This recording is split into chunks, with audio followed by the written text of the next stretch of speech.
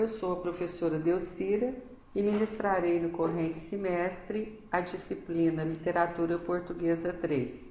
Esta videoaula aborda o modernismo português, o contexto histórico em que ocorreu, seus representantes mais expressivos, suas características e suas principais obras.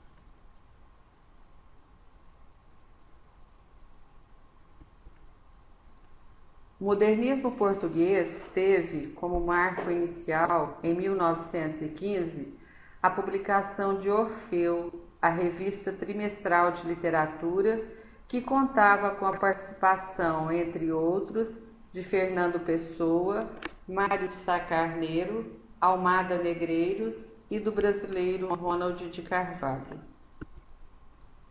Os anos iniciais do modernismo português coincidem com uma nova situação mundial em consequência da Primeira Guerra, que durou 4 anos, tendo se iniciado no ano de 1914 e terminado no ano de 1918.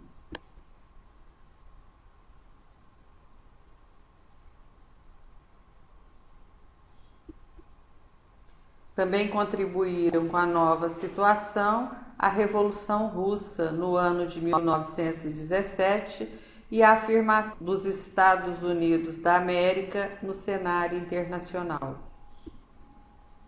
Os anos da guerra foram particularmente difíceis para Portugal, uma vez que estavam em jogo as colônias ultramarinas, alvo de cobiça das grandes potências europeias desde o final do século XIX. Some-se a isso uma crise política interna que datava da proclamação da República em 1910. Os primeiros anos do governo republicano constituem um período muito conturbado em Portugal, marcado por sucessivas e violentas crises. A aproximação da guerra e a disputa sobre as colônias africanas completavam o quadro e explicavam o profundo nacionalismo que tomou conta de Portugal, gerando duas correntes, a dos saudosistas e a dos integralistas. Há uma volta ao passado, às grandes navegações, à grandiosidade do Império, ao sebastianismo, às glórias de Os Lusíadas. Na década de 1910, o nacionalismo português fez coro às campanhas nacionalistas do fascismo italiano e do nazismo alemão. Em 1926, uma revolta colocou no poder um governo de direita. Em 1928, Salazar estabeleceu as diretrizes do chamado Estado Novo. Era a vitória definitiva do integralismo lusitano. A ditadura salazarista, uma das mais longas que a história já conheceu, só cairia em 1974, com a chamada Revolução dos Cravos. Essa insatisfação alcança também a arte literária e surgem revistas que agrupam os escritores descontentes com os rumos das letras portuguesas. A revista Águia, que teve sua primeira fase no ano de 1910 e sua segunda fase no ano de 1912, apresenta o saudosismo de Teixeira de Pascoais e procura uma renovação pela redescoberta dos valores mais portugueses. Nela chegam a colaborar Fernando Pessoa e Mário de Sá Carneiro. Em 1915 surge a revista Orfeu, que rapidamente se afasta da poesia saudosista e constitui uma primeira fase modernista em Portugal, em que se destacam Fernando Pessoa e Mário de Sá Carneiro. Estes mesmos autores dirigem o segundo número da revista e conseguem com ele implantar vitoriosamente o modernismo em Portugal. O terceiro número da revista morreu no prelo. Em 1927, a revista Presença estabelece uma segunda fase do modernismo português, cabendo a José Régio dar as diretrizes do novo rumo com seu artigo Literatura Viva. Em 1940, o romance Gaibels, de Alves Redol, implanta em Portugal o neorrealismo, que contém a influência de vários romancistas nordestinos, dada a preocupação social claramente assumida. Gaibels é um romance que retrata as modestas condições de vida dos camponeses da região do Ribatejo, um povo resignado que luta afincadamente de sol a sol pelo seu sustento. O romance Gaibels representa o ponto de partida da obra romanesca de Alves Redol, mas é também o ponto de chegada de uma longa reflexão do autor sobre o significado e o papel da arte, o primeiro edifício do programa de uma literatura nova. É nesse quadro de referências que surge em Portugal um dos casos mais fantásticos e polêmicos de todos os tempos, Fernando Pessoa e seus heterônimos. Este autor inaugura uma nova temática e uma nova linguagem, e com isso passa a situar-se ao nível de Camões. O fato mais estranho e intrigante é a faculdade que teve de dividir-se em várias personalidades artísticas, o chamado fenômeno da heteronímia.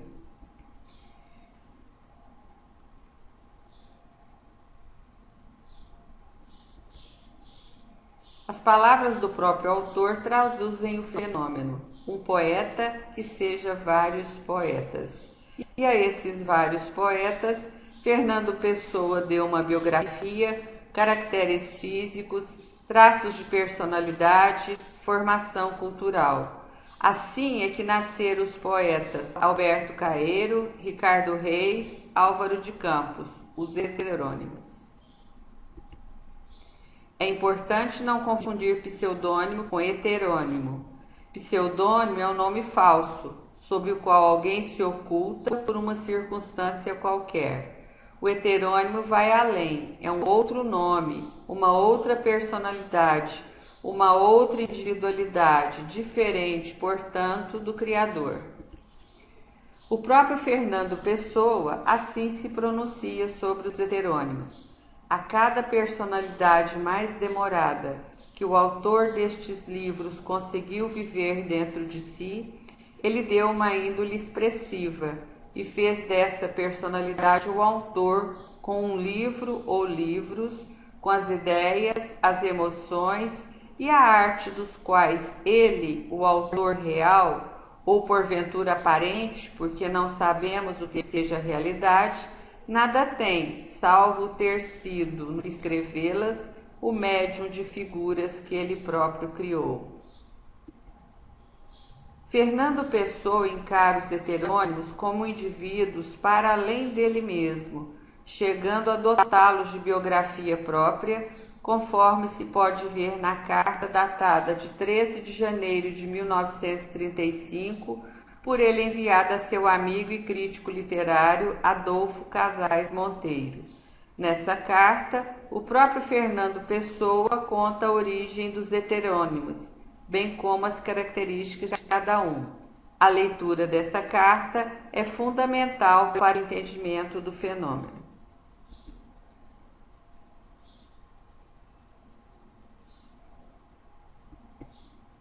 É importante reconhecer que nenhum dos heterônimos é pseudônimo de Fernando Pessoa, mas desdobramento psicológico de sua personalidade. Pode-se resumir as características dos heterônimos dizendo-se que Alberto Caeiro é o poeta do campo, é sensação. Ricardo Reis é o poeta do paganismo, é pensamento. Álvaro de Campos é o poeta do mundo moderno, é revolta.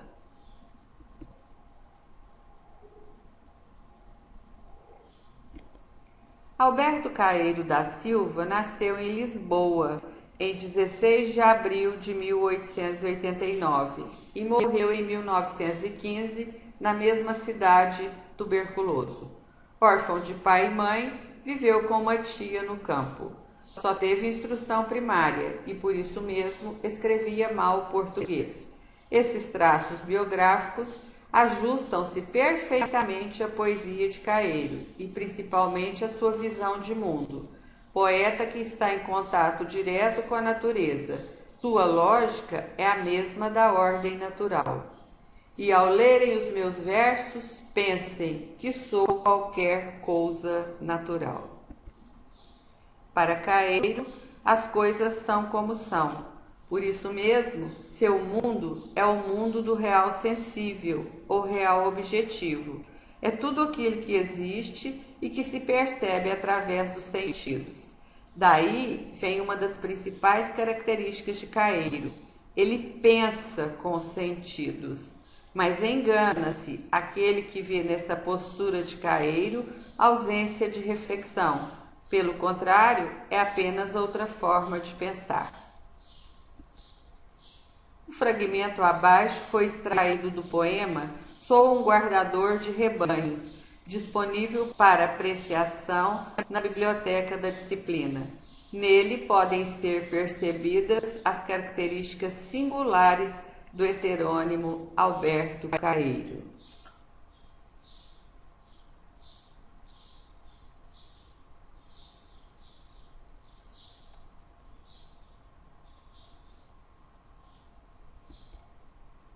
A obra poética de Alberto Caeiro compõe-se de O Guardador de Rebanhos, conjunto de 49 poemas que revela a visão de mundo do mestre dos heterônimos. O Pastor Amoroso, pequeno conjunto de 6 poemas, e poemas inconjuntos.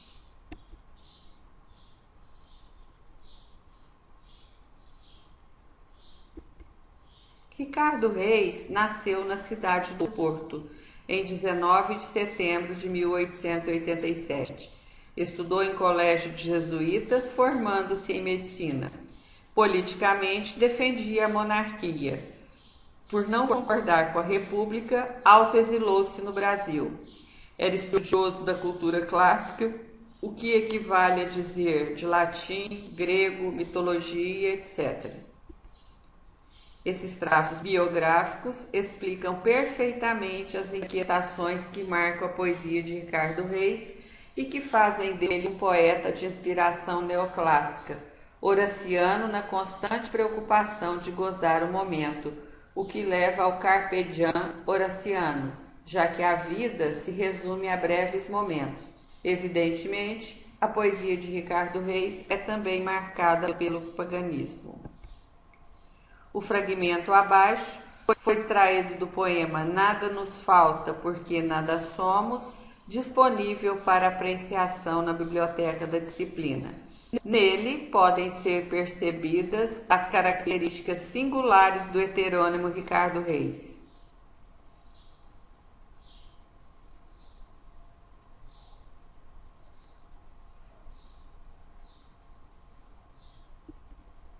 A obra poética de Ricardo Reis encontra-se reunida sob o título Odes de Ricardo Reis.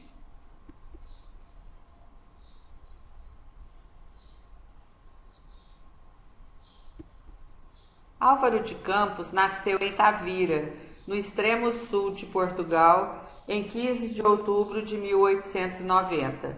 Engenheiro naval formado na Escócia, viveu em inatividade, não por não encontrar emprego, mas por jamais ter se sujeitado a ficar confinado no escritório, debruçado sobre uma prancheta, manipulando régua de cálculo, batendo ponto, etc. Campos é um poeta futurista, um homem do século XX, das fábricas, da energia elétrica, das máquinas, da velocidade. É um inadaptado, viveu à margem de qualquer conduta social. Daí ser o poeta do não, histericamente histérico, no dizer de Fernando Pessoa, que ainda acrescenta: pus em Álvaro de Campos toda a emoção. Mas engana-se quem pensar que Campos é só emoção, sistema nervoso, febre. Ele é principalmente lucidez.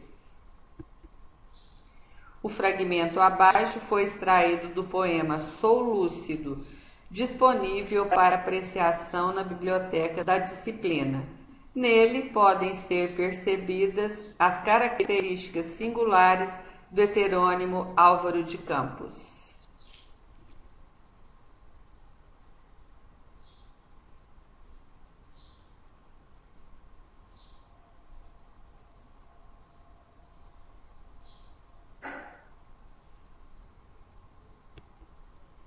A obra poética de Álvaro de Campos foi reunida sob o título Poesias de Álvaro de Campos.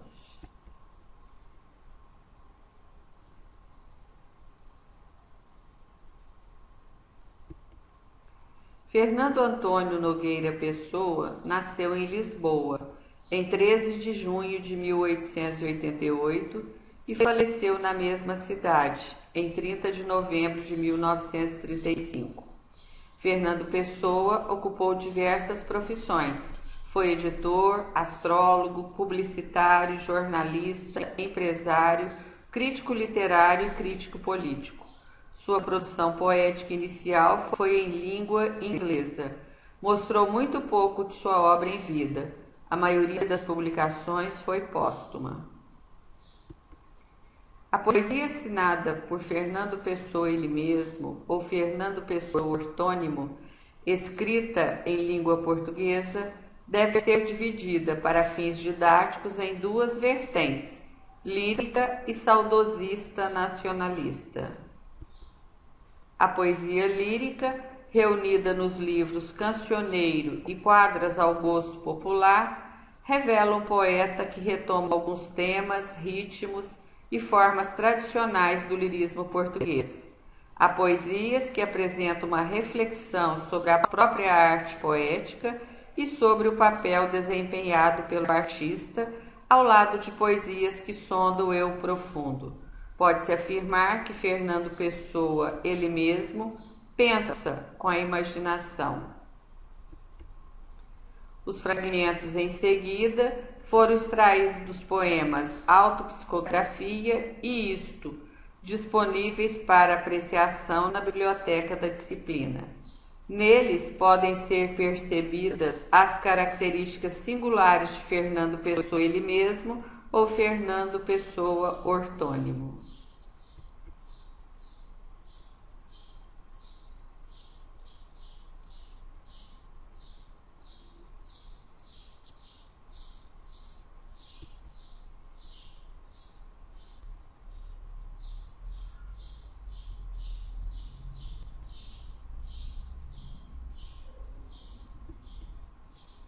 A poesia saudosista nacionalista de Fernando Pessoa tem seu ponto alto no livro Mensagem, com 44 poemas divididos em 3 partes: Brasão, Marco Português e O Encoberto. Aqui se encontra um poeta identificado com sentimento nacionalista que tomou conta de Portugal em meio às crises do primeiro período republicano e que gerou o movimento da Renascença Portuguesa. É uma volta ao passado, retomando a formação de Portugal, a identificação com o mar, o período das grandes navegações, Dom Sebastião e o sonho de um império grande e forte. Abaixo, a poesia Mar Português, que retrata perfeitamente as características saudosistas nacionalistas de Fernando Pessoa ele mesmo ou Fernando Pessoa ortônimo.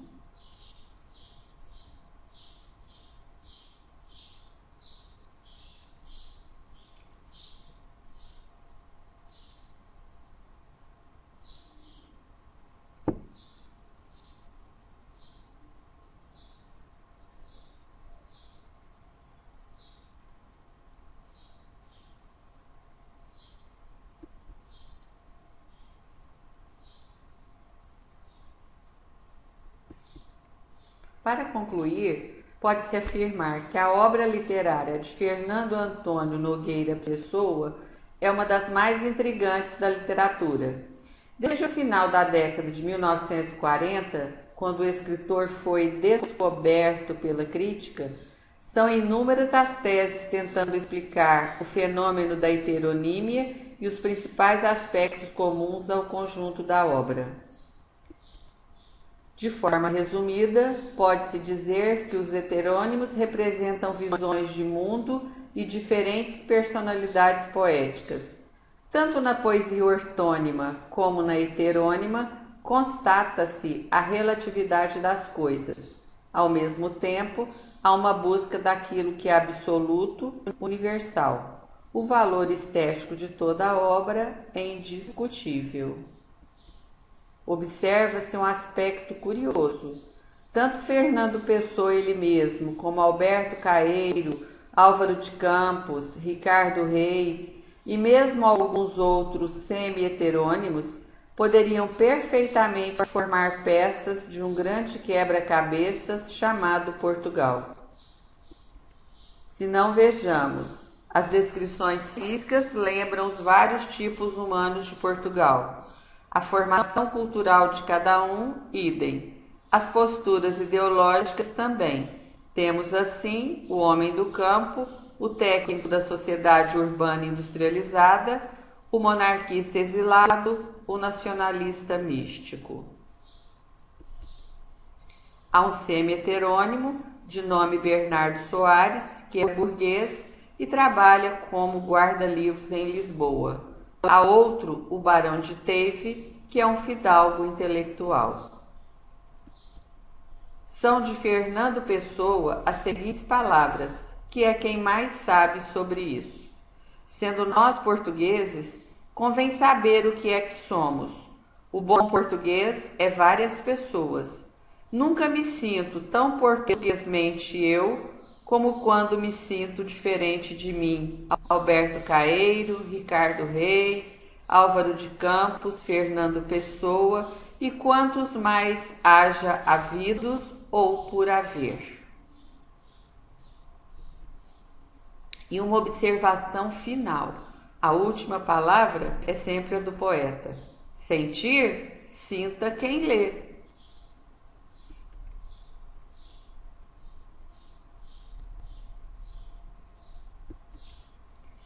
Florbela Espanca é uma outra personalidade poética fascinante, que, como Fernando Pessoa, morreu jovem, vendo apenas uma pequena parte de sua obra ser publicada e reconhecida, mesmo assim com grandes dificuldades. Sua vida breve e sua obra têm as marcas de um espírito inquieto e revolucionário, acima de tudo uma mulher em constante luta consigo mesma e com a sociedade portuguesa dos anos 20. Batizada pelo nome de Florbela Lobo, que após iniciar o ensino primário passou a assinar Flor d'Alma da Conceição Espanca, a poeta portuguesa nasceu em Vila Viçosa, no Alentejo, em 8 de dezembro de 1894, tendo encontrado a morte através do suicídio, no auge de uma crise de neurastenia e após descobrir que tinha edema pulmonar, através da ingestão de soníferos, em 8 de dezembro de 1930, com exatos 36 anos de idade. Autora de sonetos e contos importantes na literatura de Portugal, foi uma das primeiras feministas de Portugal. Sua poesia é conhecida por um estilo peculiar, com forte teor emocional, onde o sofrimento, a solidão e o desencanto estão aliados ao desejo de ser feliz. Sua poesia é caracterizada por um forte teor confessional. A poeta não se sentia atraída por causas sociais, preferindo exprimir em seus poemas os acontecimentos que diziam respeito à sua condição sentimental. Não fez parte de nenhum movimento literário, embora seu estilo lembre muito o dos poetas românticos. O poema abaixo, Falo de ti às pedras das estradas, consta do livro A Mensageira das Violetas, disponibilizado na Biblioteca da Disciplina.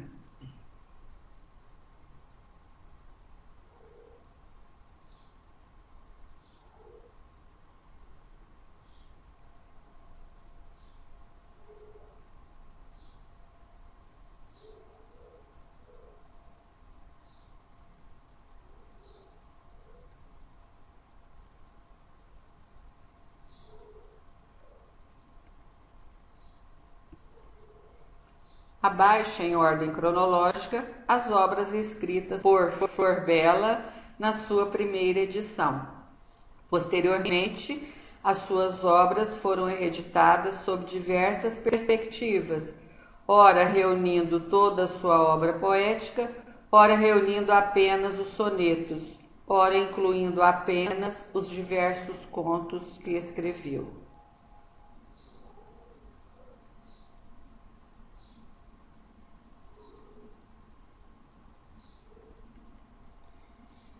A literatura portuguesa contemporânea caracteriza-se esteticamente pelo declínio das concepções neorrealistas e ascensão do pós-moderno e do pós-colonial.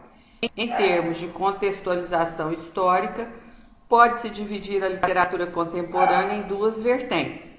A vertente pré-74, com o declínio do neorrealismo, e a vertente do pós-74, com a ascensão do pós-colonial e do pós-moderno.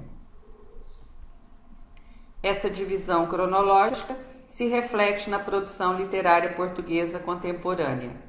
Antes de 1974, período colonial e fascista que converge para o contexto da Guerra de Independência das colônias africanas entre 1961 e 1974, com a consequente derrota de Portugal e a perda dessas colônias no ano de 1974.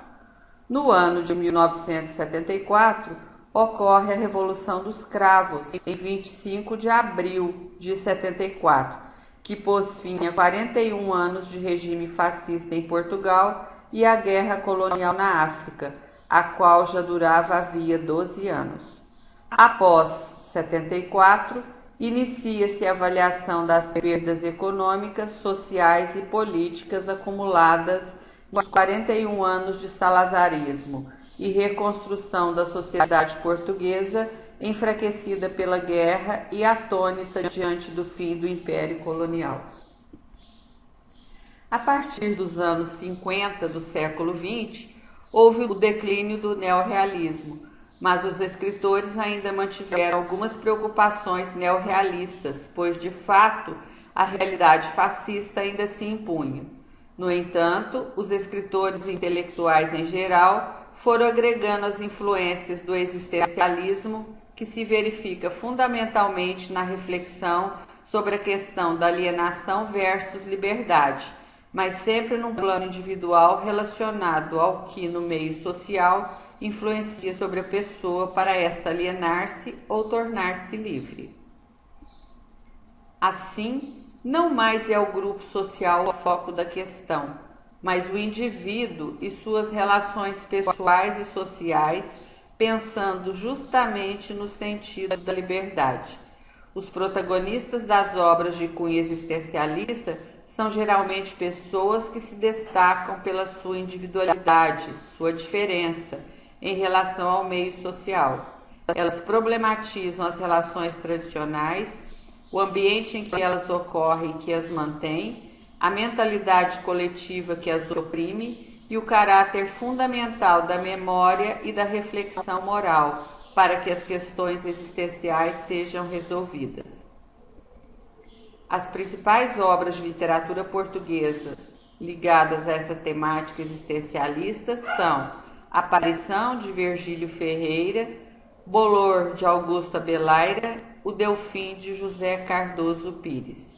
Em 1948, também surge em Angola um romance Divisor de Águas. Trata-se de Terra Morta, de Fernando Monteiro de Castro Soromenho. O romance divide as águas tanto na produção individual do escritor quanto na história da literatura angolana de língua portuguesa. Mesmo sem uma ligação explícita com o existencialismo, alguns autores, especialmente algumas autoras, exercitaram a sua liberdade individual, não aderindo a nenhuma corrente estética ou filosófica, mas, de igual modo, a sua presença na literatura do período sinaliza um momento de reformulação da narrativa portuguesa. É o caso das escritoras Agostina Bessa Luiz e Maria Velho da Costa.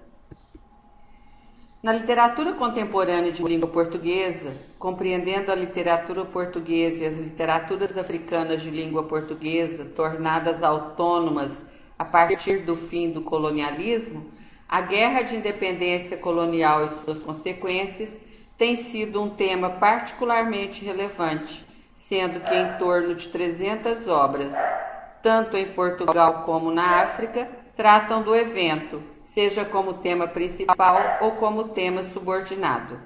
A questão da pós-colonialidade das literaturas de língua portuguesa se reflete tanto na condição daqueles países que deixaram de ser colonizados, quanto na dos países que perderam as suas colônias, uma vez que ambos precisam avaliar a própria história e elaborar as perdas e a nova identidade sem os laços coloniais formais, embora fiquem os laços culturais, familiares e efetivos. A questão colonial é, portanto, identificada como história comum, mas nunca como mesma identidade ou mesma visão de nação.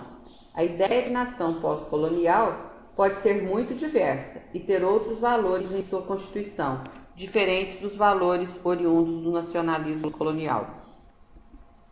A literatura de cunho pós-colonial retrata o fim do colonialismo e o fim de muitos valores e conceitos ligados ao binômio metrópole-colônia, entre eles os que construíram as nações modernas, tal como de civilização, pátria e raça. Assim, a literatura pós-colonial pretende abrir as perspectivas do pensamento contemporâneo para as novas relações entre as culturas, a partir da ideia de que nenhum povo deve subjugar o outro, baseando-se na sua suposta superioridade. A identidade como povo também é decisiva para um olhar pós-colonial. Antes que unidade homogênea, um povo precisa reconhecer-se em sua complexa diversidade e com plenos direitos de elaborar sua história e seus valores. É digna de nota a ficção dos escritores portugueses Lídia Jorge e Antônio Lobo Antunes, que a partir de suas experiências na Guerra de Independência Colonial, elaboraram narrativas nas quais a memória da guerra encontra-se indissoluvelmente ligada aos traumas vividos nessa experiência e, por fim, origina um confronto com a impossibilidade de reconstrução da própria identidade como portugueses. Muitos escritores e intelectuais africanos estiveram na guerra e participaram dos movimentos de libertação, tendo realizado através da literatura importantes registros desse episódio doloroso para todos os povos envolvidos, assim como tiveram a oportunidade de escrever sobre a nova condição em que buscavam, juntamente com todo um coletivo, refletir sobre a identidade da nação independente a ser construída. Os líderes dos movimentos africanos de libertação são parte da geração nascida entre 1920 e 1930, que tiveram formação acadêmica e política em Portugal, e são também, muitos deles, reconhecidos intelectuais e escritores que foram responsáveis diretos pela importância que a produção literária africana em língua portuguesa conquistou na segunda metade do século XX. Dessa geração que participou diretamente da libertação dos seus países, destacam-se alguns escritores, tais como Carlos Maurício Pestana dos Santos, chamado de Pepetela, José Luandino Vieira, Luiz Bernardo Onuana, Mia Couto. Além desses escritores, existe nessa geração um grande número de poetas, como José Craveirinha, Agostinho Neto, Amílcar Cabral e Viriato da Cruz, entre outros. Um dos nomes mais divulgados e conhecidos da literatura pós-colonial africana de língua portuguesa e com todos os méritos é o do escritor moçambicano Antônio Emílio Leite Couto, que adotou o pseudônimo de Mia Couto porque tinha uma paixão por gatos e porque o seu irmão não sabia pronunciar o nome dele. Nasceu em 5 de julho de 1955, na Beira, cidade capital da província de Sofala, em Moçambique, na África. O conjunto da obra de Mia Couto é uma viagem por Moçambique do passado e do presente. Nela se mescla a vida urbana e a vida rural, e todas as distâncias espaciais e temporais parecem ser dissolvidas pela sua linguagem cheia de neologismos e efeitos sinestésicos para falar da preponderância do imaginário mítico na cultura local. Mia Couto já reiterou várias vezes que o brasileiro Guimarães Rosa é a sua principal influência. Mia Couto publicou cerca de 16 livros desde 1990 entre romances, crônicas e contos. Já recebeu muitos prêmios por várias de suas obras, inclusive o conceituado Prêmio Camões em 2013. Mia Couto é o único escritor africano membro da Academia Brasileira de Letras, tendo sido eleito em 1998.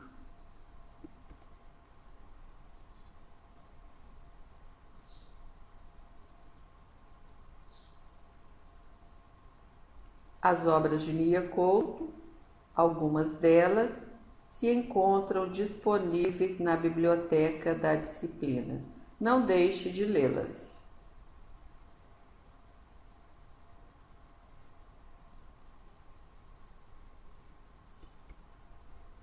O poema Fogo e Água encontra-se disponível para apreciação na biblioteca da disciplina.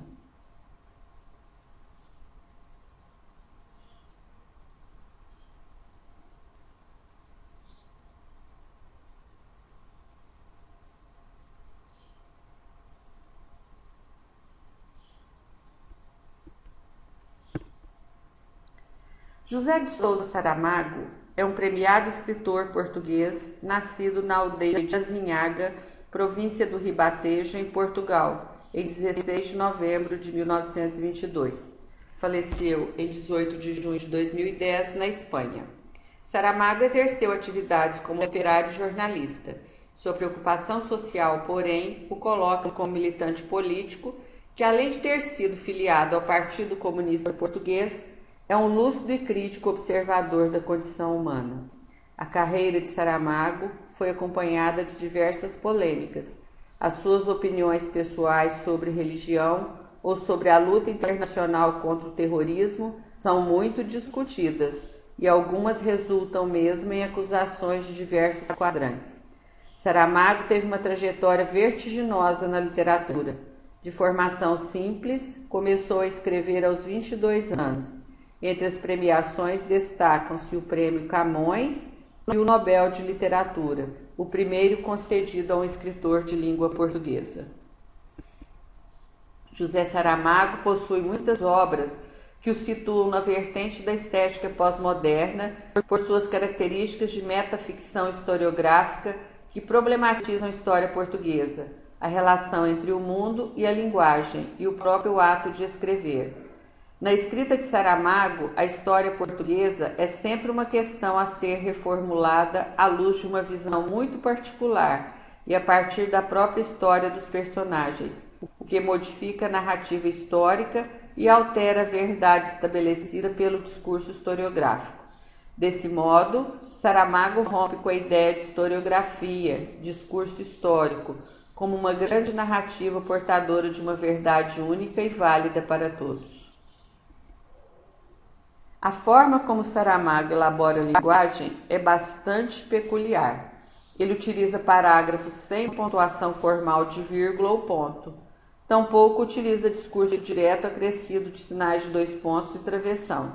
Nos seus parágrafos ininterruptos, a fala dos personagens são intercaladas de forma inusitada, dando um sentido polifônico ao romance, ou seja, manifestando as várias vozes independentes que se confrontam, se complementam e compõem a trama do romance. A heterogeneidade de vozes pode ter marcas textuais, como discurso direto, indireto, travessão, aspas ou metadiscurso, que mostra a existência de uma outra voz além da do narrador. O dialogismo ocorre amplamente na textualidade saramaguiana. Isso significa que o diálogo aparece de várias formas, como alternância de interlocutores dialogando explicitamente, como diálogo entre textos, a intertextualidade, e também como um diálogo estilizado, quando representa um diálogo interior. O sentido amplo em que o dialogismo ocorre pode ser percebido na própria intenção de comunicar, quando o autor-narrador conversa com o leitor, e na réplica que cabe aos leitores, busca-se dar sentido ao que se lê ou ouve. Nesse sentido, do conceito de dialogismo proveniente das teorias de Bakhtin, entende-se que a linguagem é em si mesma dialógica. A concepção de linguagem em Saramago é um aspecto fundamental para a compreensão do uso da metalinguagem que o autor propõe. Saramago demonstra que a linguagem não coincide com a coisa real. As palavras, os números, os nomes se referem às coisas, mas não são elas e nem as podem substituir. Na verdade, com a linguagem, pode-se criar uma nova realidade ou novos sentidos para as coisas. Saramago problematiza a confiança excessiva que se tem nos discursos, sem se ter a preocupação de saber o que eles podem esconder. José Saramago escreveu romances, contos, crônicas, poesias, peças teatrais, diários, memórias e livros infantis. Entretanto, sua maior produção está no gênero romance, conforme se pode ver.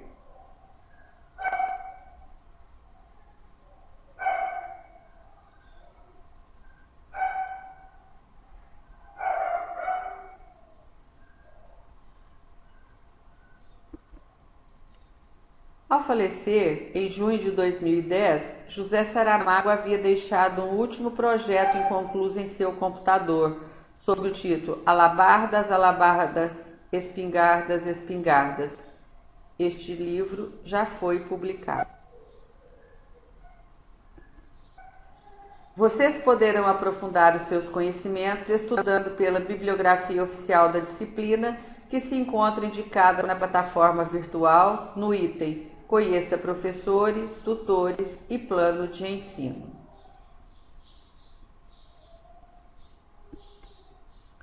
Este material foi produzido especialmente para uso dos alunos do quarto período do curso superior de licenciatura em letras do IFTM, Instituto Federal de Educação, Ciência e Tecnologia do Triângulo Mineiro. Desejo a todos um excelente semestre letivo. Estou à disposição de vocês. Obrigada.